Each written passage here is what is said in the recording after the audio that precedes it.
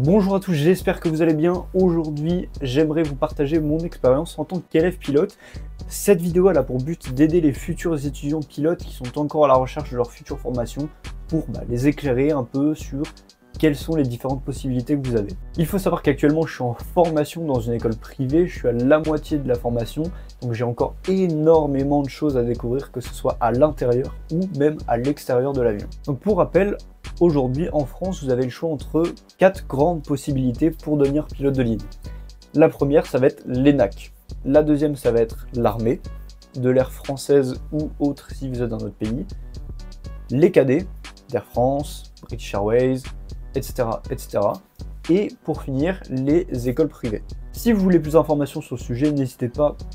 La vidéo de Paul Maurice, très bien. C'est une super auto-promo, hein, j'ai jamais vu ça. Donc comme je vous l'ai dit dans cette vidéo, je vais beaucoup plus me focus sur les écoles privées. Évidemment, en ayant choisi ce chemin-là, je serai beaucoup plus à même de vous donner plus d'informations sur ce parcours-là précisément. Lorsque vous êtes en école, vous avez un certain nombre de certificats à valider en un certain nombre d'heures minimum de cours. Imposé par la DGAC, ça va être le cas pour l'ENAC, pour les cadets, etc. Tout le monde logé à la même enseigne.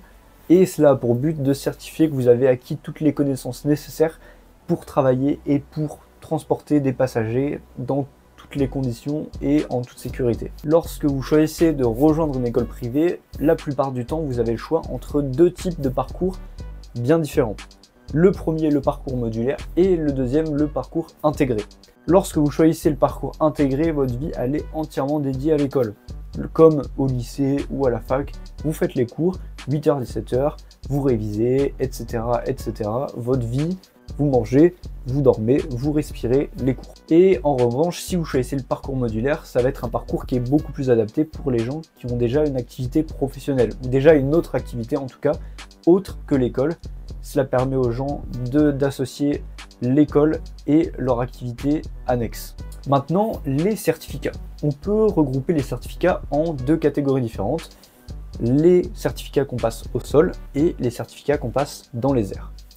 Pour les certificats que vous passez au sol, vous en avez deux différents, l'ATPL théorique et le FCL 055.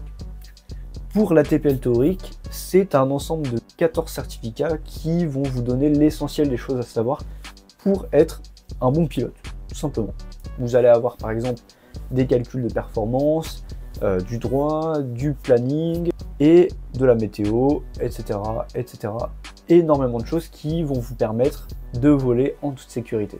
Si je peux vous donner mon avis sur la TPL, c'est d'après moi un certificat qui est compliqué et pas compliqué. C'est pas compliqué dans le sens où, d'après moi, les notions ne sont pas ultra dures à comprendre, même pour les calculs de maths ou la physique. Les notions sont relativement simples, si on peut dire ça comme ça, en sachant que moi je sors directement du lycée, donc je n'ai pas eu d'autres formations post-bac qui pourraient m'aider à être plus performant, soit en maths, en physique ou autre. Par contre, d'après moi, là où l'ATPL va être très compliqué, c'est qu'il est extrêmement dense. Donc il faut vraiment se donner à 100% et vivre presque que pour ça.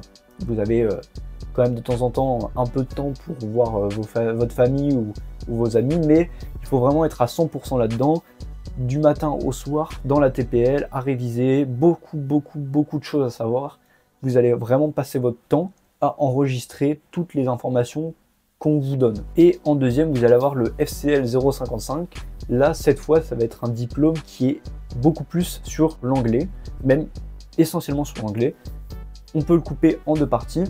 Une partie qui va noter purement votre niveau d'anglais, vos connaissances, votre vocabulaire, votre grammaire, etc. Et la deuxième partie va être uniquement sur la communication aéronautique. Parler avec la tour, mais aussi la comprendre les autres usagers, tout ce qui est phraséologie, que ça. Quand vous avez terminé la théorie, on passe aux choses sérieuses, aux choses les plus intéressantes, les raisons pour lesquelles on est là, le vol. Lorsque vous êtes en vol, votre formation va se faire sur des avions type Cessna 172 pour les monomoteurs et DA42 pour les bimoteurs. En fonction des écoles, ce ne sera évidemment pas les mêmes avions, mais ça sera à peu près les mêmes fiches techniques. Pour ce qui est des certificats, vous allez avoir entre 5 et 6 certificats. Tout dépend des écoles. En commençant par la SEP. La SEP, c'est vraiment les bases de l'aéronautique, les bases du pilotage, comment voler, comment décoller, comment atterrir, comment gérer les pannes, les bases pour voler en toute sécurité. Après la SEP vient le CPL, Commercial Pilot License. Le CPL, soit vous le passez directement, soit vous faites la SEP avant. La SEP, en fait, en fonction des écoles, soit vous faites simplement un vol contrôle pour checker que vous savez tout faire, soit la SEP, vous passez directement l'examen et vous avez réellement un examen SEP. Alors que le CPL, ça va être vraiment la version améliorée de la SEP. Vous allez faire énormément d'heures de plus, peut-être bien une centaine d'heures en plus de la SEP, et ça va vraiment être un début de professionnalisation.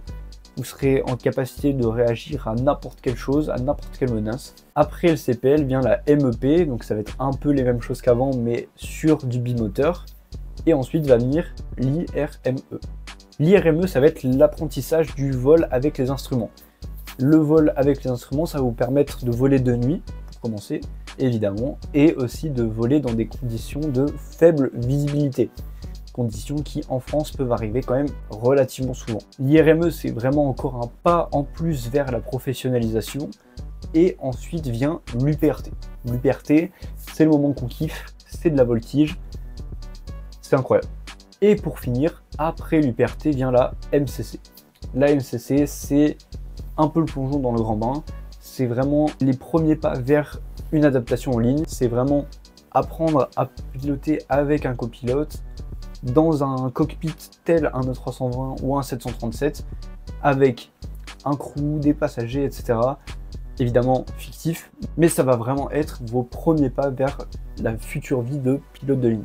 Et voilà, c'est la fin de cette vidéo, j'espère qu'elle vous aura plu, j'espère que vous aurez appris des choses, que vous êtes un peu plus éclairé sur le sujet. J'espère vous croiser prochainement en vol et à bientôt.